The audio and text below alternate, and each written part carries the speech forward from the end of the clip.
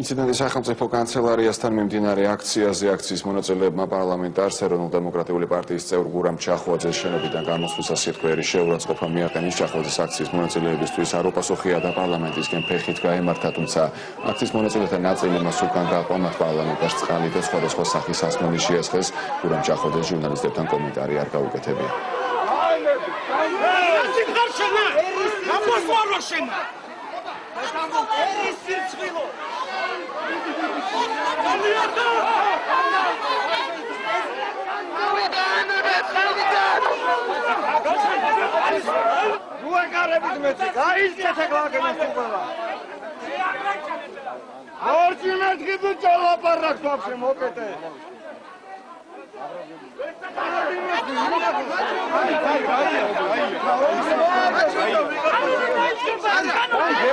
Ai,